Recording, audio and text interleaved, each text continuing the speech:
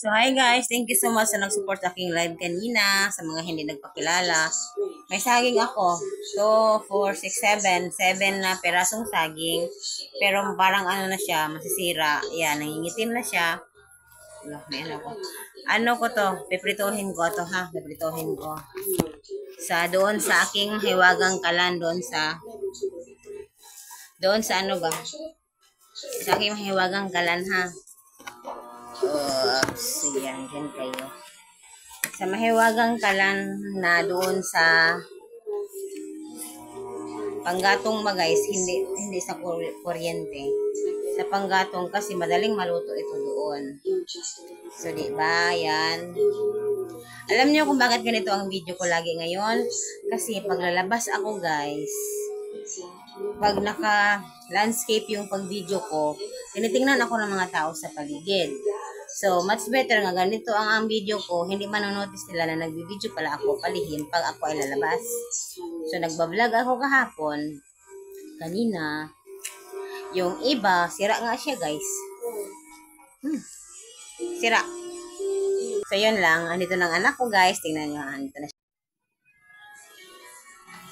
Kumusta man?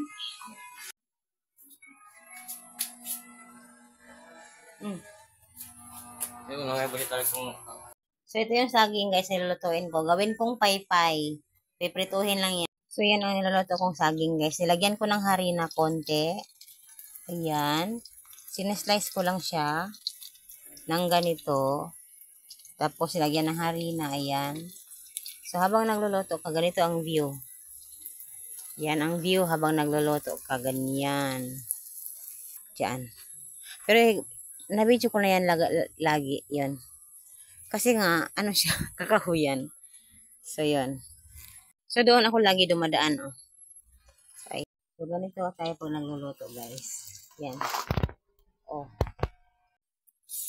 Ito. Yan.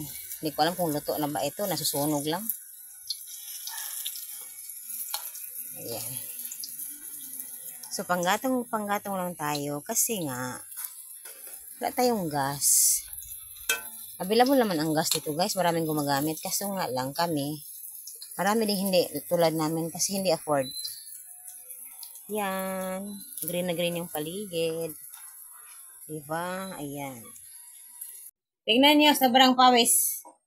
Kasi sobrang init ng pugon. Ayan. Ito na po yung ating nagawa.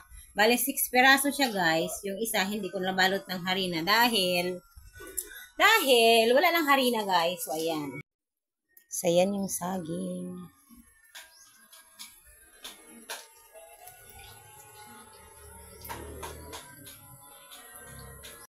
So, ito na siya. Ayan. And, ito na yung nagawa ko. Ayan. Para siyang paypay na saging. Ayan tayo.